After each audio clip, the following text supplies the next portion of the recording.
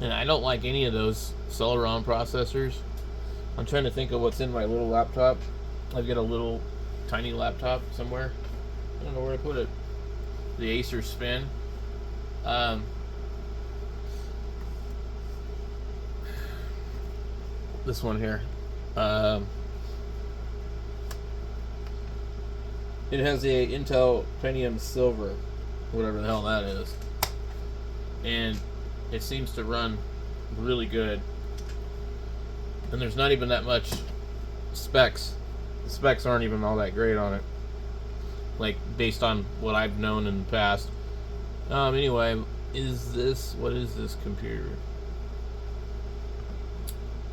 I see this Asus thing here, but is this just a no-name brand? I mean, like, when did we start getting like no-name computers, laptops? Like, I had no idea that was a thing. So it's called a URAO laptop. Now, honestly,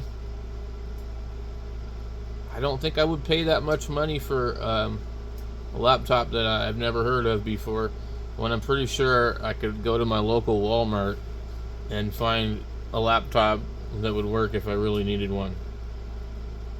So, yeah, these are just no-name laptops. Now, they might be good.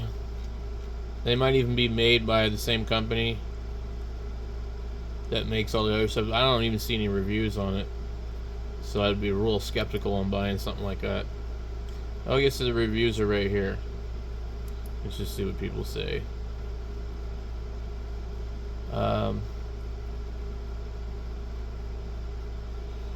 It's a practical feature for those who need a reliable device on the move. Super impressed by the quality. Great little workhorse. Lightweight, huge screen. Excellent. Worth the purchase. Works great. Beautiful and powerful laptop. Anyway, I don't know, maybe it's good. $263 is pretty cheap. But I don't want to deal with Windows 11, so 2 terabyte for $87. That's got to be pretty good. 1 terabyte for $49.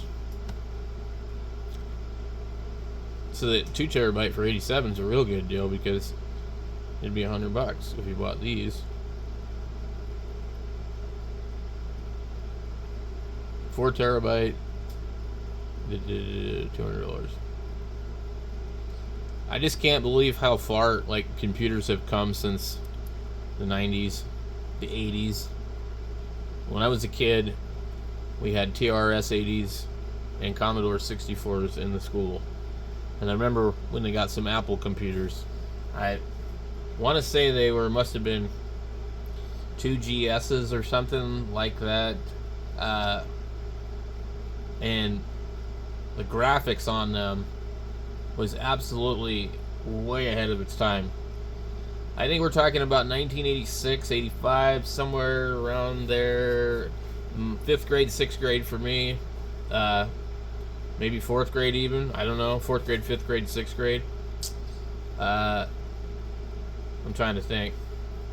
But I also remember in the early 80s, when the first Apple computers came out, the school had them.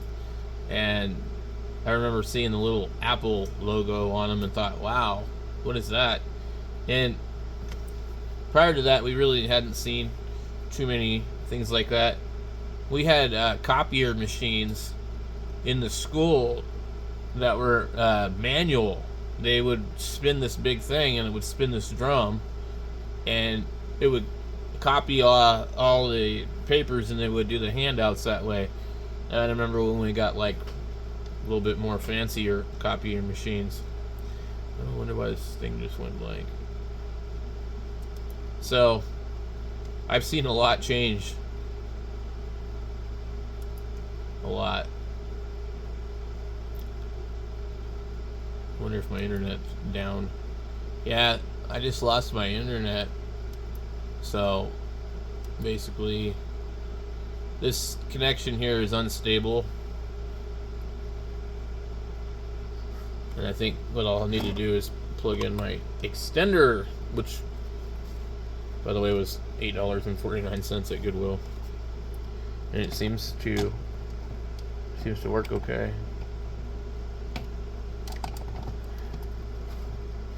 I don't have a good place to plug it in anywhere. It ends up taking up my entire outlet.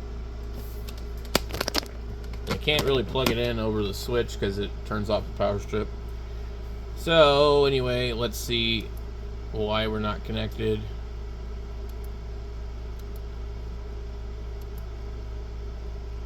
Actually shows that I have a good signal. I don't know what's going on here.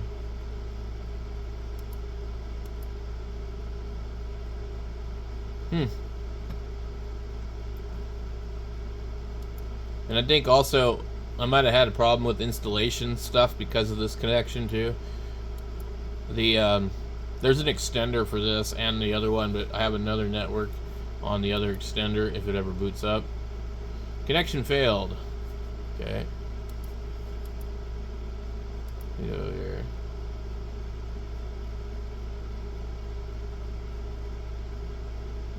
It's not even showing me anything.